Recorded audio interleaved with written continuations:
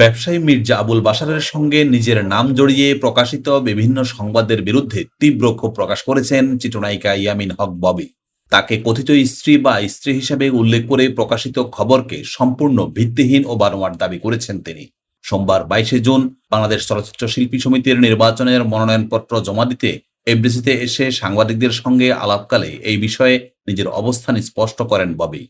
বিয়ের দাবি সরাসরি নাকচ করে অভিনেত্রী বলেন, ওই ব্যক্তি আমার স্বামী নন।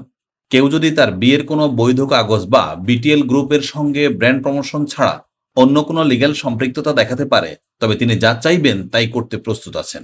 সম্প্রতি বিটিএল গ্রুপের কার্যালয়ে একটি চেয়ারে বসা ববির ছবি সামাজিক যোগাযোগ মাধ্যমে ছড়িয়ে পড়ে। এই প্রসঙ্গে তিনি বলেন, একজন শিল্পী হিসেবে বিভিন্ন অফিসে গেলে সম্মান করে তাকে চেয়ারে বসতে দেওয়া হয়, সেই সঙ্গে উপহার দেওয়া হয়।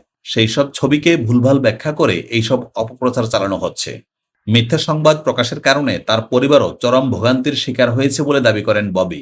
তিনি বলেন, আমার পরিবারের অধিকাংশ সদস্য দেশের বাইরে থাকেন। এই অদ্ভুত সংবাদগুলো দেখে তারা বিভ্রান্ত ও বিচলিত হয়ে পড়েছেন। এই গুজবের কারণে তার মা অসুস্থ হয়ে পড়েছেন। ববির কথায়, ব্যবসায়ী মির্জা আবুল বাশার ময়না সিনেমার আংশিক প্রযোজক হিসেবে যুক্ত ছিলেন। তবে শুধু তার নাম ব্যবহার করলেই সংবাদটি দ্রুত ছড়িয়ে পড়বে এমন উদ্দেশ্য থেকেই এই অপপ্রচার চালানো হচ্ছে বলে অভিযোগ করেন তিনি। প্রসঙ্গত, সম্প্রতি রাজধানীর গুলশান এলাকা থেকে মির্জা আবুল বাশার মামুনকে গ্রেপ্তার করে পুলিশ। এরপর কয়েকটি গণমাধ্যমে দাবি করা হয় তাকে ববির বাসা থেকে আটক করা হয়েছে। একই সঙ্গে কিছু প্রতিবেদনে অভিনেত্রীকে তার কথিত স্ত্রী হিসেবেও উল্লেখ করা হয়। এইসব দাবি শুরু থেকে অস্বীকার করে আসছেন ববি।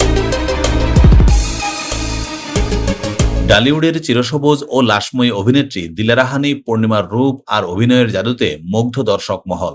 90-এর দশক থেকে শুরু করে বর্তমানে জনপ্রিয়তার এতটুকুও ভাটা পড়েনি, বরং সময়ের সঙ্গে সঙ্গে নিজেকে নতুন নতুন রূপে মেলে ধরে ভক্তদের চমকে দিতে ভালোবাসেন এই তারকা। অভিনয়ের পাশাপাশি সামাজিক যোগাযোগ মাধ্যমেও তার সরব উপস্থিতি সবসময় নজর কাড়ে নেটিজেনদের। এবার বিশেষ এক মুহূর্তে স্বামীর প্রতি নিজের গভীর ভালোবাসার বহিঃপ্রকাশ ঘটিয়ে সামাজিক যোগাযোগ মাধ্যমে আলোড়ন সৃষ্টি করেছেন এই অভিনেত্রী। স্বামী আশফাকুর রহমান রবিনের জন্মদিনে একগুচ্ছ আবেগঘন ছবি শেয়ার করে ক্যাপশনে মনের সবটুকু অনুভূতি ঢেলে দিয়েছেন তিনি। স্বামীর জন্মদিনে শুভেচ্ছা জানিয়ে পূর্ণিমা লিখেছেন, প্রিয় স্বামী, তোমাকে জন্মদিনের অনেক অনেক শুভেচ্ছা। তুমি আমার শক্তি, আমার মানসিক শান্তি এবং আমার আপন নেট। জীবনসঙ্গীর প্রতি নিজের ভালোবাসা আর কৃতজ্ঞতা প্রকাশ করে নায়িকা আরো বলেন, সবসময় আমার পাশে থাকার জন্য তোমাকে ধন্যবাদ। আমি প্রার্থনা করি এই নতুন বছরটি তোমার জীবনে সুখ, সুস্বাস্থ্য এবং তোমার মনের সব ইচ্ছা পূরণ করুক। তোমাকে সবসময় আমি ভালোবাসি। প্রসঙ্গত, পূর্ণিমা 2007 সালের 4 নভেম্বর পারিবারিকভাবে আহমেদ জামাল ফাহাদকে বিয়ে করেন।